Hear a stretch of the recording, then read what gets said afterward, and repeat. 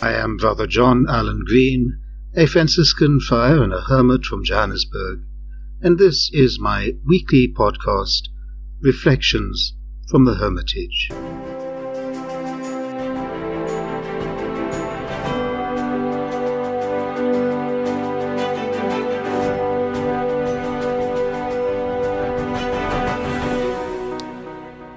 "20 years ago, and just a few weeks before her death, Princess Diana travelled 1,600 kilometers to Bosnia and made a promise to a stranger, a landmine victim: 'You will not be forgotten.'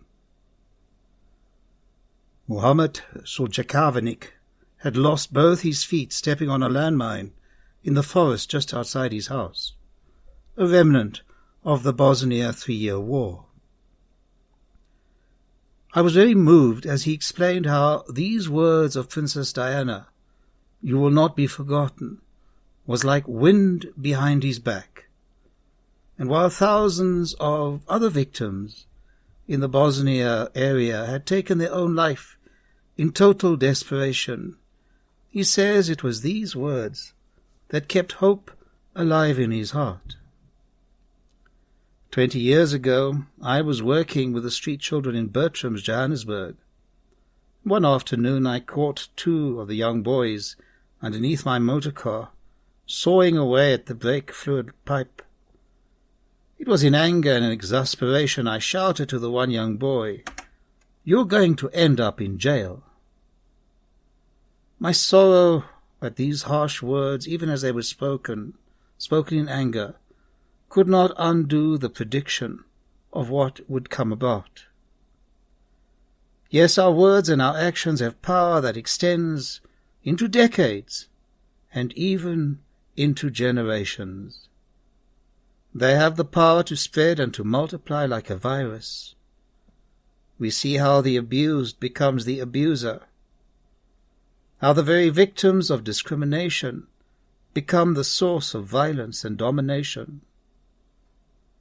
We suffer and we transmit our pain to others. A violent tempest that can tear a community apart into many different factions, holding on to others' mistakes and binding each other into knots that are the debts we hold over each other's heads even as we pray, 'Forgive us our debts as we have forgiven our debtors.' Yes, loosen the shackles that imprison us and bind us in guilt and despair, even as we have loosed the knots that bind us and others as prisoners of mistakes.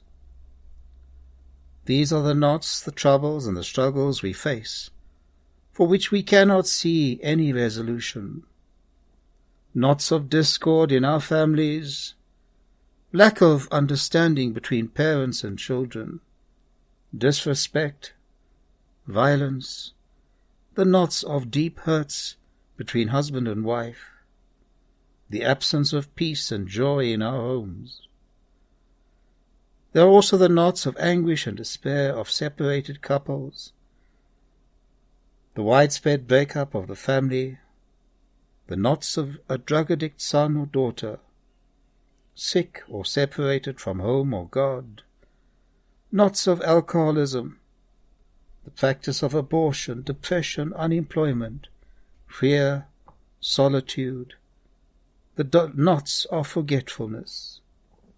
These are the knots of our life. They suffocate our soul, beat us down, and betray the heart's joy, just as they separate us from each other and separate us from God and from all of creation. Each one of us is called by God to share in the power of unbinding, just as Jesus asked the community to unbind Lazarus from his death bindings.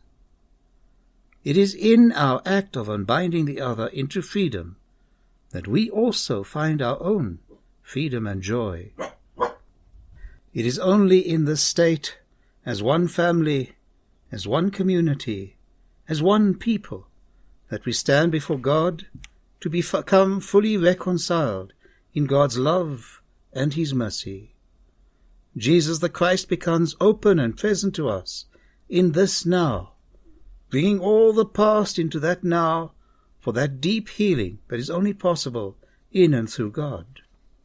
For God is always present in the now, the past and the present and the future, all present in this one moment of now. And it is in this moment of God's healing those deep past hurts, that our future is redirected towards a new life, redirected towards joy. I have seen this power over and over again, and I witness to the wonder and the joy of the sacrament of reconciliation. Everywhere and in every place and in every time, this is God working to restore us to full life. God does not forget us. Even if our heart today is filled with anger and resentment and bitterness, one small step will begin a new journey. I ask you to hold your enemy towards God. Lord, bless this person. This, the smallest little beginning, and God reaches out across the abyss to lead us towards freedom. Truly, without this we will never know peace and joy. Without this we will never know love. And without this, I believe, we will destroy each other and our world. All of this, freedom, peace, joy, and love, are within our grasp today, freely given by a God who is with us, a God who does not forget. He does not wait for sickness and death to overcome us. Let each of us take this little step today. Lord, bless this person.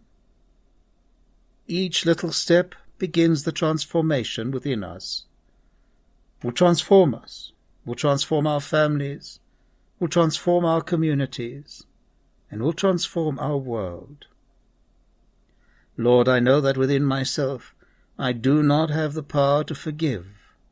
And so, Jesus, I hold before you today my enemy and my tormentor, that you may bless them and give me life. May the Lord grant you peace.